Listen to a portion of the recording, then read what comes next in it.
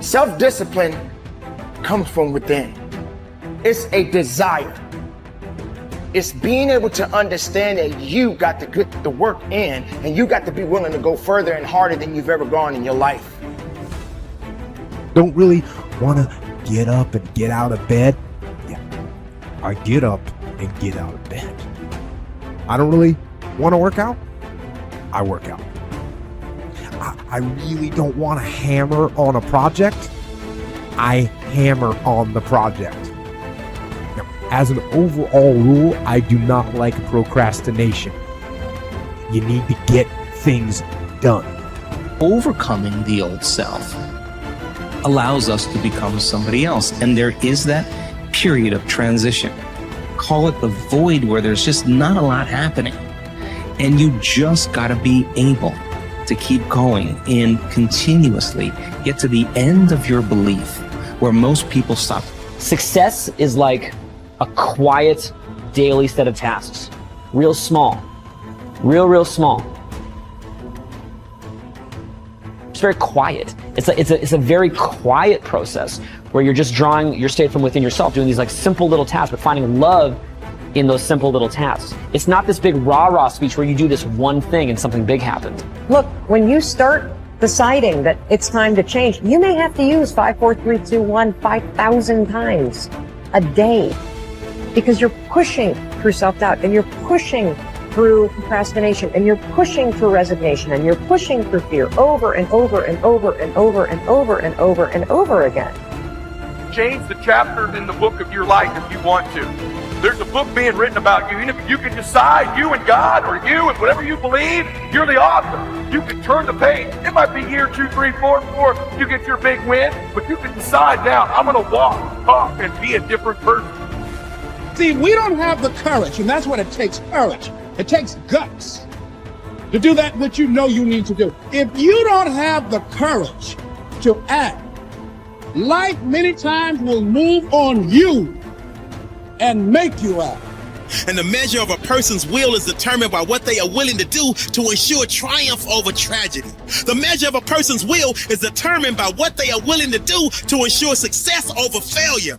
The benefit of discipline in my eyes has always been that through discipline, I get things done.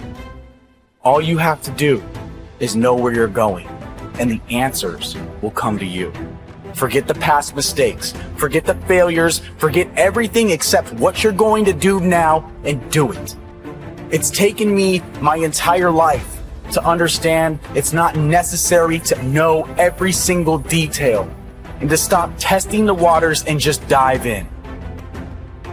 We want to believe that there are shortcuts to success. We want to believe we can take a drug, or we can do something that'll make it quick and easy. But the truth is, it takes grit.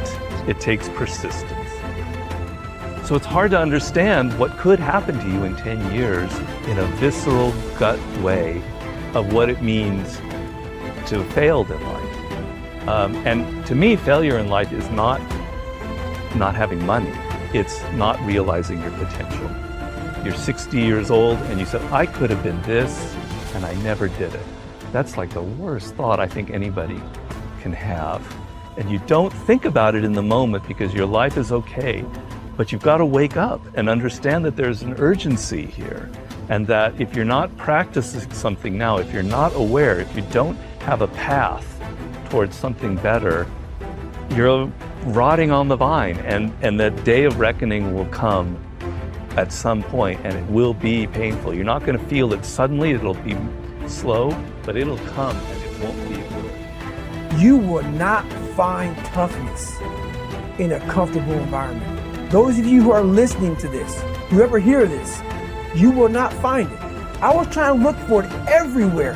The only way you find it is to drown yourself in a position where you're just out of sorts, where you can't swim and you're drowning. You're drowning. You're drowning in life. And you say, you know what, man? I'm going to figure out how to backstroke something. I'm going to figure out how to, and then you figuring out all these tools. Your mind starts to, when you quit, your mind does this. Because you're out. once you say, I'm not going to quit, this is the 40%. When you quit, your mind says, we're done. So it doesn't expand. There's no expansion when you quit.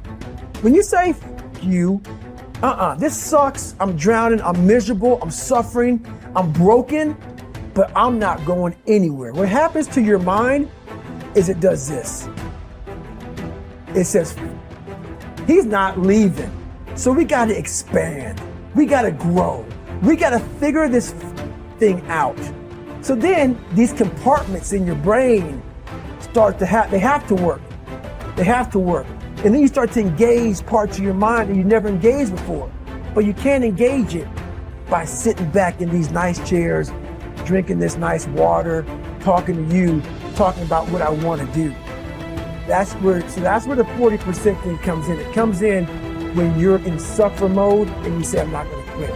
You're forcing your brain now to operate on a level it's not used to, but then it becomes used to. Successful people are intensely solution-oriented.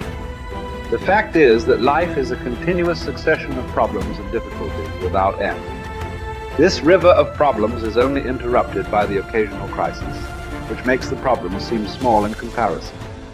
In fact, if you are living a busy life, you will probably experience a crisis of some kind every 2 to 3 months throughout your life. You will have business crises, family crises, financial crises, health crises, and other crises. The problems and crises never stop. They keep coming like the waves of the ocean. The only thing you can control is your responses to these problems and crises. And therein lies the key to your success. Successful people respond effectively to problems. Ineffective people do not. Successful people take a deep breath, relax and think clearly. They look for the good in every situation.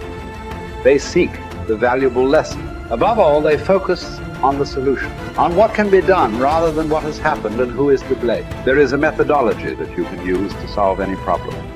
It requires that you approach the business of problem solving systematically and in an organized fashion. Just like there is a process for solving mathematical problems, there is a process for solving business and life problems, and you can learn it, use it for the rest of your career. Step 1. Define the problem clearly. A problem properly defined is half solved. It is absolutely amazing how much time is wasted floundering around looking for a solution when no one is quite clear about the problem. Step 2.